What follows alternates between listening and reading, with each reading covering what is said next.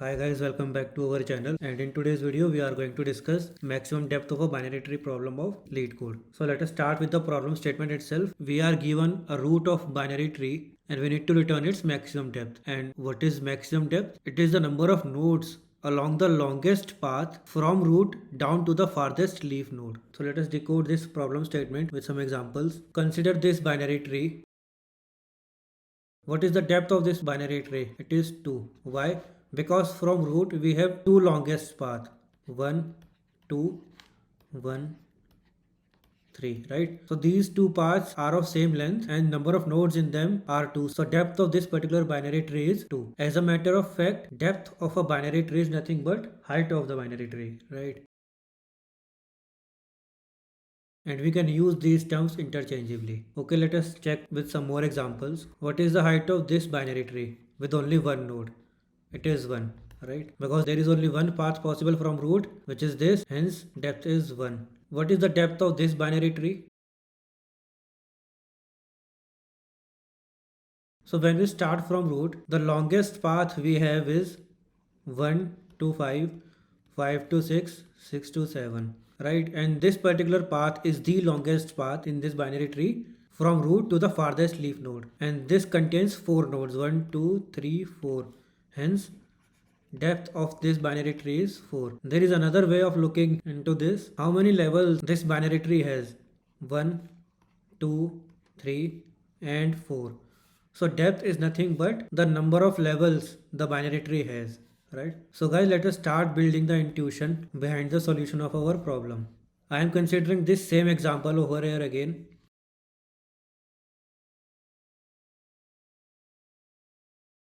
As we know, the depth of this binary tree is 4, right? How we can compute the depth of this binary tree? Suppose I am standing here. What if this particular node knows the heights of its left subtrees and right subtrees? Can this node use this information to compute its own height? Let us check. What is the height of one's left subtree? One's left subtree is this. Its height is 2, right? What is the height of one's right subtree? So this is one's right subtree.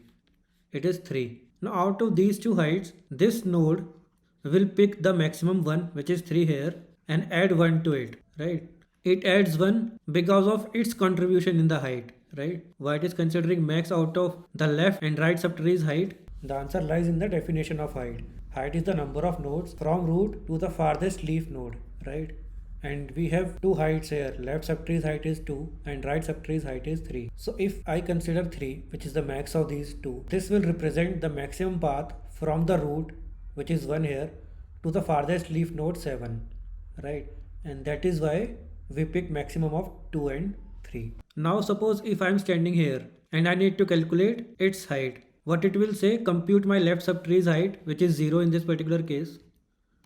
Compute my right subtree's height, which is 2 in this case. Take maximum out of it, which is 2. Add 1 to it, which is 3. So 5's height is 3, right? So what we are essentially doing is, at every particular node, I am saying compute my left subtree's height, compute my right subtree's height, take maximum of those, add 1 to it, and this will be my height. And this is what we are going to do recursively. So what is the height of a tree with no nodes? Height of empty binary tree.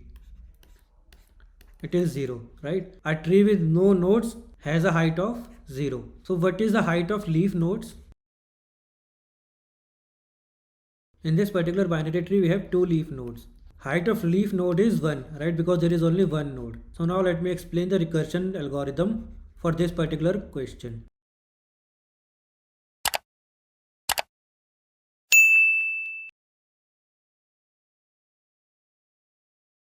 So let us consider this binary tree and we need to compute its height. So one will say compute my left subtree's height, then compute my right subtree's height, take maximum out of these and add 1 to it, and that will be my height. So we move leftwards.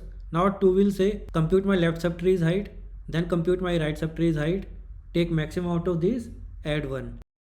Similarly, we go downwards. Now I am at 10. 10 will say I am a leaf node, right? And my height is 1. So it will simply return 1. Now 4 will say I have computed my left subtree height. Now go ahead and compute my right subtree height. 4 does not have any right subtree, right? So it will get 0 from here. 4 will take maximum out of these two values, add 1 to it.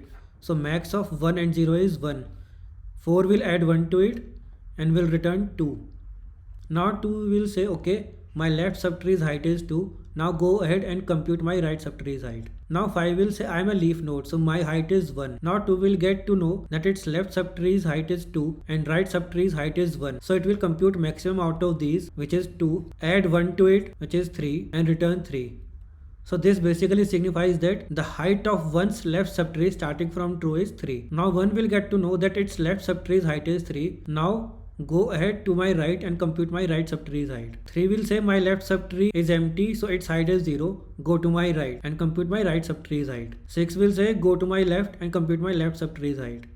Again 7 will say go ahead and compute my left subtree height. Now this particular node will return 1 because it is a leaf node. Now 7 will say go ahead to my right subtree and compute its height. 9 will return 1 because it is a leaf node. 7 will say okay, my left subtree height is 1, my right subtree height is 1. So maximum out of this is again 1. I will add 1 to it and return 2. Now 6 will say my left subtree height is 2. Go add to my right and compute my right subtree height. But right subtree is null, so it will return 0. And now 6 will get to know that my left subtree height is 2 and my right subtree height is 0. So it will take maximum out of these two values, which is 2, add 1 to it and return that value. 2 plus 1, 3. Now 3 will get to know that my left subtree height was 0 and my right subtree height is 3. It will take maximum out of 0 and 3, which is 3, add 1 to it, which is 4, and return 4. Now 1 will get to know that its left subtree height was 3 and right subtree height is 4. It will take maximum out of these two values, which is 4, add 1 to it, 4 plus 1, 5, and return 5 to the caller. So depth of this binary tree will be 5. And we can verify this by checking the longest path from root to the farthest leaf node, which is 1, 2, 3, 2, 6, 2, 7, to 8 or 9. Both are correct. So 1, 2, 3, 4, 5. The number of nodes in the path from root to the farthest leaf node are 5 and hence depth is 5. Now let us move towards code walkthrough. So this is the code of computing depth of the binary tree. So what we are doing is, so these are the base cases. If the root is null, we are returning 0, which means if we reach to a certain point, for example here, when we trigger the left subtree height computation for this particular node, I will return 0, right? And this also signifies that height of empty binary tree is 0. This base case accounts for the fact that height of the leaf node is 1. This is our recursive case wherein what I am doing is compute my left subtree height, compute my right subtree height, take maximum of these two, add 1 to it, and that will be my height. So let us try to run this code. So it has been submitted successfully. Now let us move towards time and space complexities. Let's start with the time complexity. And for these computations, I am assuming that number of nodes in binary tree is n and depth of binary tree is h. So for time complexity, what we are essentially doing is, this is a O1 computation, this is again O1, here this is again a constant operation, and these are two recursive calls. And what these two recursive calls are essentially doing, they are reaching to every single node of this binary tree, and at each particular binary tree we are doing these constant operations, right? So the time complexity will be O of n. What about space complexity? To compute space complexity, let us consider this example. To compute space complexity, we will be drawing the stack frames at every particular recursion call, and contents of these stack frames represents the function calls, right? So initially we start from the root, we put an entry of 1. Now we go leftwards, we add 2 to the stack frame. Now we again go leftwards, we add 4 to the stack frame. We go leftwards, and these stack frame entries represents the actual function calls. Now we return from 5, and hence we pop out the entry of 5 from the stack. There is nothing in the right of 4, so again we go upwards, and hence we pop out 4 from the stack. Now there is nothing on the right side of 2. We again go upwards and we pop out 2 from the stack. Now we go rightwards and add 3 to the stack.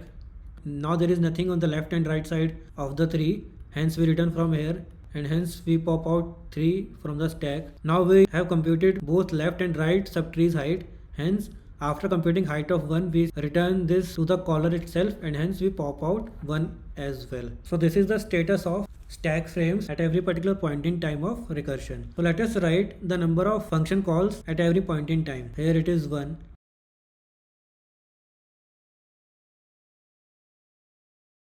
So at max we have 4 calls in our stack frame, right, which is nothing but the depth of the tree, right? Here the depth of the tree is 4, hence the space complexity will be OH, and this H varies from